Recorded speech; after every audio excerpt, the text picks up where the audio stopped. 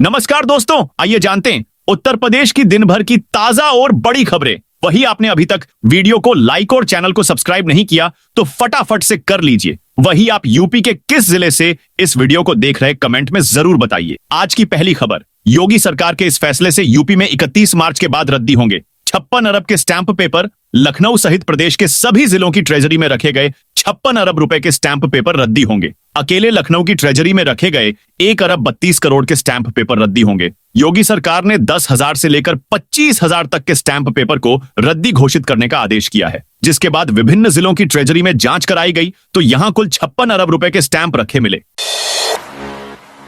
Punjab police ने किसानों से शंभू बॉर्डर खाली कराया। पंजाब पुलिस ने 13 महीने से बंद हरियाणा पंजाब के शंभू बॉर्डर को खोलना शुरू कर दिया है। यहां आंदोलन कर रहे किसानों को खदेड़ा जा रहा है। बुलडोजर से किसानों के बनाए शेड भी तोड़कर हटाए जा रहे हैं। वहीं खनौरी बॉर्डर पर भी भारी पुलिस फोर्स पहुंची है। पंजाब पुलिस ने किसानों को वहां से खुद हटने के लिए कहा है। इससे पहले शंभू और खनौरी बॉर्डर पर आंदोलन कर रहे किसानों और केंद्र सरकार के बीच बुधवार को 7वीं वार्ता बेनतीजा रही। यह बातचीत सुबह 11 बजे से दोपहर 3 बजे तक चली। इसमें किसान नेता समेत केंद्रीय कृषि मंत्री शिवराज सिंह चौहान, पीयूष गोयल और प्रहलाद जोशी शामिल हुए। बैठक के बाद किसान मजदूर मोर्चा के संयोजक सरवण पंधेर और संयुक्त किसान मोर्चा के जगजीत डल्लेवाल को हिरासत में लिया गया। दोनों नेताओं की अगुवाई में ही ये आंदोलन चल रहा है।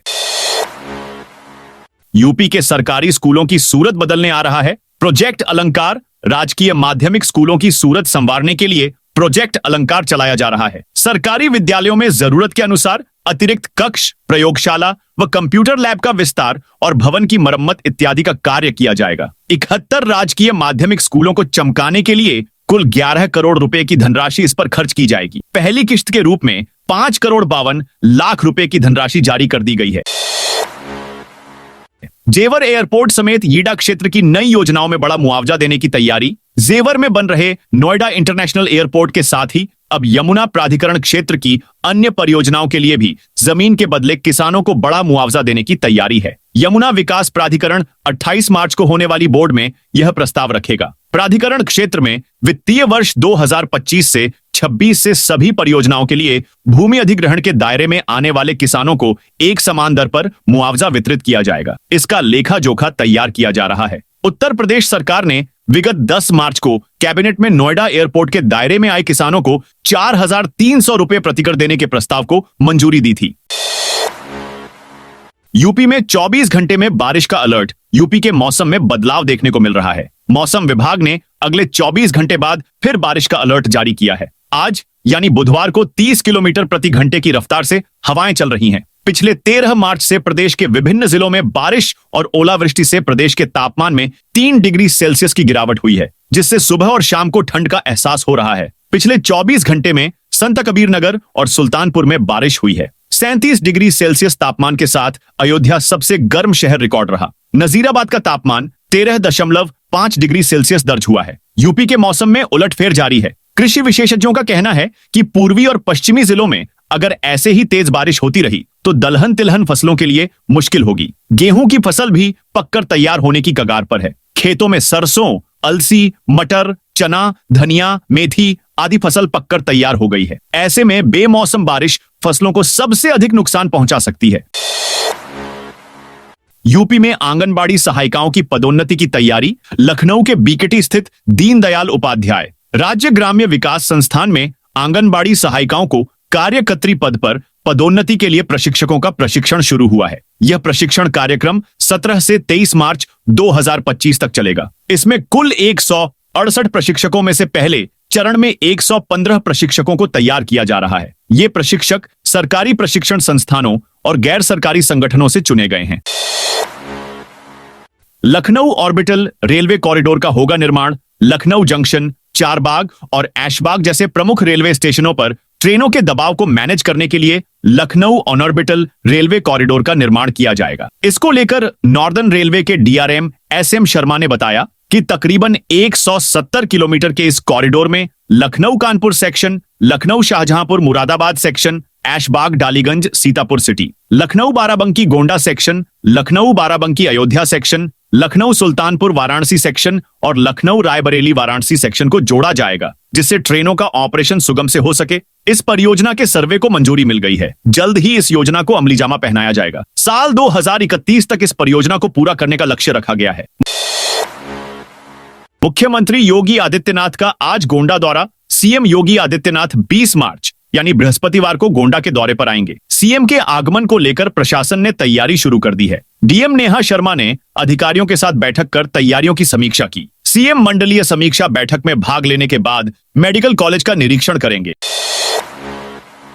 यूपी के इन आउटसोर्स कर्मचारियों का मानदेय 3,000 रुपए प्रतिमाह बढ़ेगा। उत्तर प्रदेश के नगरीय निकाय निदेशालय में कार्यरत आउटसोर्स कर्मचारियों के लिए अच्छी खबर है। योगी सरकार ने सूडा कार्यरत इन आउटसोर्स कर्मचारियों के मानदेय में प्रतिमाह 3,000 रुपए वृद्धि का फैसला लिया है। इसके साथ ही आश्रय गृह व शहरी आजीविका केंद्रों का संचालन स्वयं सहायता समूह की महिलाओं से कराया जाएगा। प्रमुख सचिव नगर विकास अमृत अभिजात की अध्यक्षता में मंगलवार को हुई 36वीं शासी निकाय की बैठक में यह फैसला हुआ।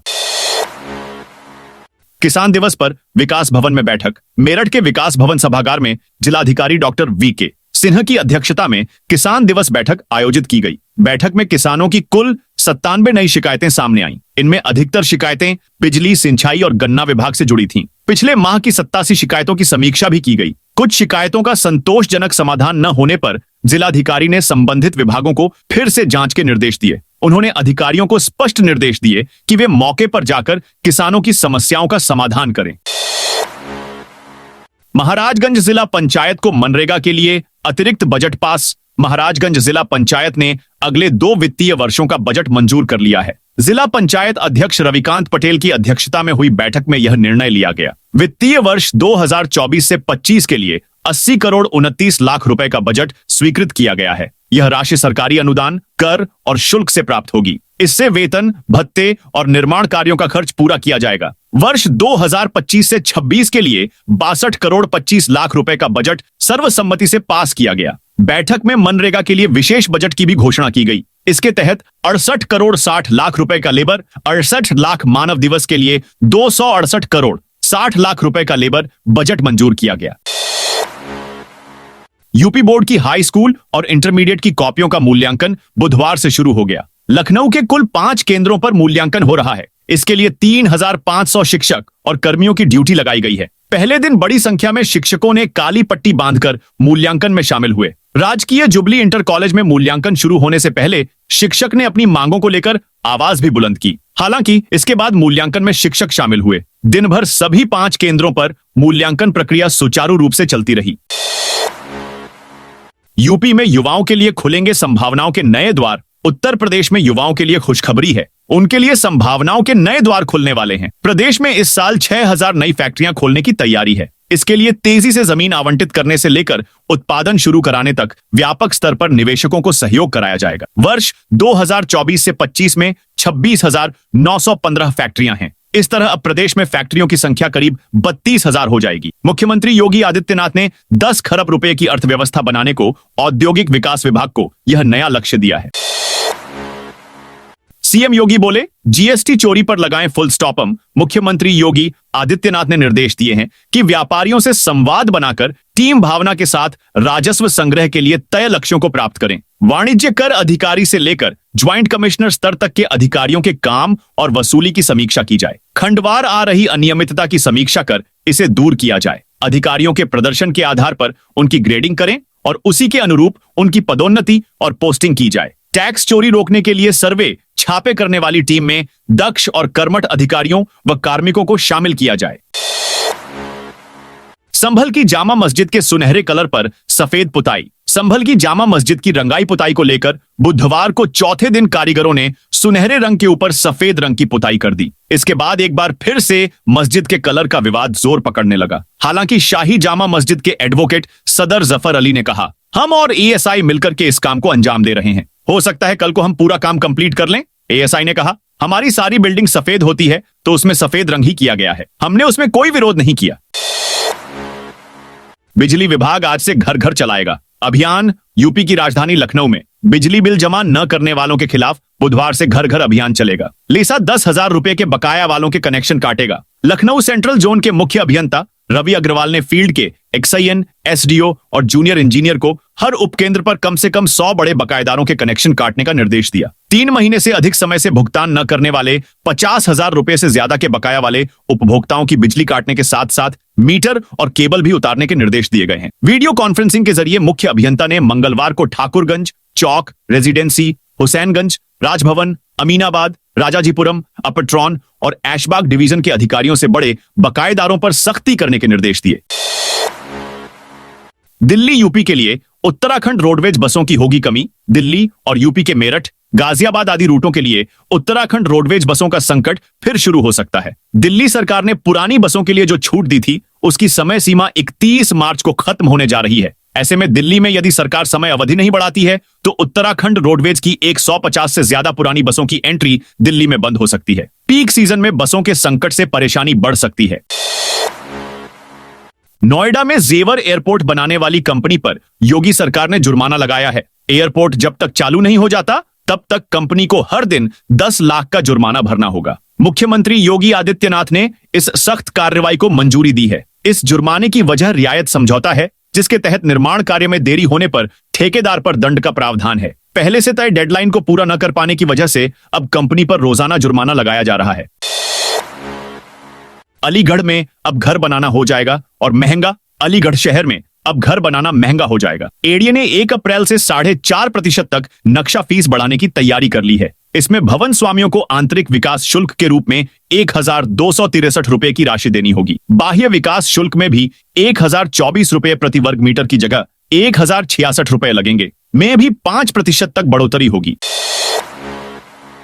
31 मार्च से पहले निपटा लें, यह जरूरी काम नहीं तो हो सकता है। नुकसान वित्तीय वर्ष 2024 से 25 अब अंतिम पड़ाव में है। 31 मार्च को वित्तीय वर्ष पूरा होने से पहले अपनी वित्तीय निवेश व तैयारी को पूरी कर लें। अब अगले सप्ताह बैंकों में हड़ताल प्रस्तावित है। इससे कई छुट्टियां भी हो जाएंगी। ऐसे में सतर्कता से अपने कार्यों को निपटा लें। सुकन्या समृद्धि खाता, पीपीएफ की मिनिमम राशि को पूरा करना, फास्टैग की KYC, updated ITR filing, TDS filing, tax saving के लिए निवेश करने की अंतिम तिथि निर्धारित है। इसके तहत वित्त वर्ष 2024 से 25 के लिए जीएसटी करदाता कंपोजिशन स्कीम के लिए 31 मार्च तक आवेदन करना है।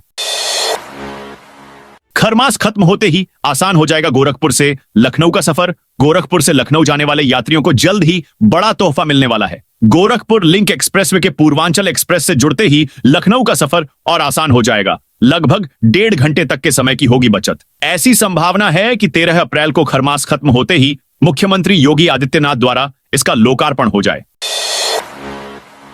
अनाथ परिवारों की नाथ बनी योगी सरकार। उत्तर प्रदेश के मुख्यमंत्री योगी आदित्यनाथ के नेतृत्व में उत्तर प्रदेश सरकार की राष्ट्रीय पारिवारिक लाभ योजना उन परिवारों के लिए मददगार साबित हो रही है जो अपने मुखिया को खो चुके हैं। इस योजना के तहत प्रदेश में गरीब परिवारों को 30,000 रुपए की आर्थिक सहायता दी जा रही है। योगी सरकार ने बीते 8 वर्षों में करीब 8 लाख लाभार्थी गरीब परिवारों पर 2,310 करोड़ रुपए से अधिक खर्च चुकी है। बीते 8 वर्षों से जन कल्याणकारी योजनाओं में योगी सरकार केंद्र सरकार के साथ कदम से कदम मिलाकर आगे बढ़ रही है, जिससे प्रदेश में हर वर्ग के लोगों का कल्याण सुनिश्चित हो रहा है। राष्ट्रीय पारिवारिक लाभ योजना उन सभी परिवारों के जीवन में स्थिरता लाने में मील का पत्थर साबित हो रही है। इस योजना में ग्रामीण और शहरी दोनों क्षेत्रों के परिवार शामिल हैं।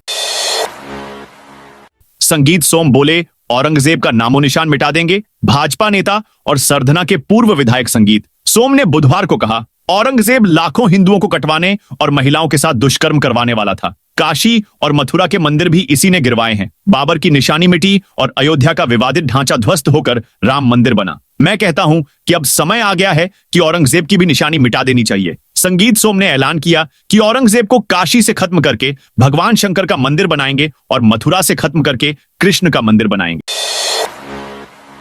वाराणसी समेत 7 शहरों में मुख्यमंत्री श्रमजीवी महिला हॉस्टल खुलेंगे। महिला सशक्तिकरण अभियान के तहत पीएम मोदी के संसदीय क्षेत्र वाराणसी, सीएम योगी के गोरखपुर समेत सूबे के 7 शहरों में मुख्यमंत्री महिला श्रमजीवी छात्रावास खोले जाएंगे। महानगरों में कामकाजी महिलाओं की बढ़ती संख्या को देखते हुए सरकार ने उन्हें सुरक्षित वातावरण देने के लिए यह कदम उठाया है। एक हॉस्टल बनाने में लगभग 47 करोड़ 75 लाख रुपए खर्च होंगे। हॉस्टल का संचालन केंद्र और प्रदेश सरकार संयुक्त रूप से करेगी।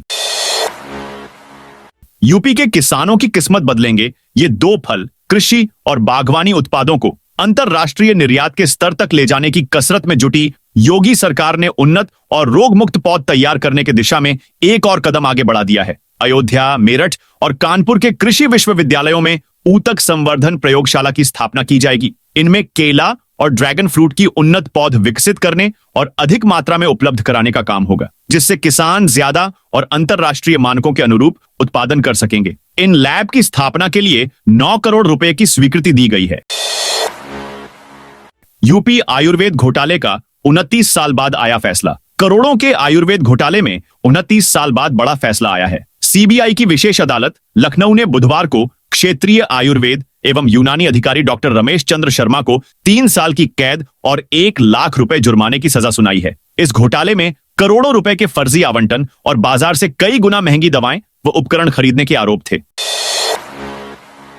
यमुना सिटी में किसानों के बच्चों और स्थानीय युवाओं को मिलेगी जॉब। यमुना विकास प्राधिकरण ने एयरपोर्ट समेत अन्य परियोजनाओं के लिए जमीन देने वाले किसान परिवारों के बच्चों और सदस्यों को नौकरी देने के लिए एक रोजगार पोर्टल बनाया है। जेवर के विधायक धीरेन्द्र सिंह ने मंगलवार को इसका लोकार्पण किया। इसके जरिए आवेदन करने वालों को उनकी योग्यता के आधार पर नौकरी दी जाएगी। स्थानीय लोगों को भी रोजगार का अवसर मिलेगा। डॉक्टर शकुंतला मिश्रा विश्वविद्यालय में UG admission. Doctor Shakuntala Mishra राष्ट्रीय पुनर्वास विश्वविद्यालय में सत्र 2025 से 27 के लिए यूजी के 11 पाठ्यक्रमों में एडमिशन जारी है। सीयूईटी के तहत होने वाले इन कोर्स में दाखिला होना है। फॉर्म भरने के लिए अभी 3 दिन का मौका है। 22 मार्च तक अभ्यर्थी प्रवेश के लिए आवेदन कर सकते हैं। कृपया ध्यान दीजिए, 1 सप्ताह तक बंद रहेगा मेरठ मोदीनगर फ्लाईओवर। 1 सप्ताह तक रात को मेरठ मोदीनगर फ्लाईओवर मरम्मत व सौंदर्यकरण के चलते बंद रखा जाएगा। पीडब्ल्यूडी की टीम रात में 10 बजे से सुबह 6 बजे तक पुल पर कार्य करेंगी। इस दौरान वाहनों को वैकल्पिक मार्गों से होकर निकाला जाएगा। हालांकि वाहन चालकों की परेशानी को देखते हुए दिन में वाहनाएं का संचालन यथावत होता रहेगा। इसके लिए वाहनों के प्रवेश करने वाले स्थानों पर पीडब्ल्यूडी द्वारा नोटिस बोर्ड भी लगवाए जाएंगे।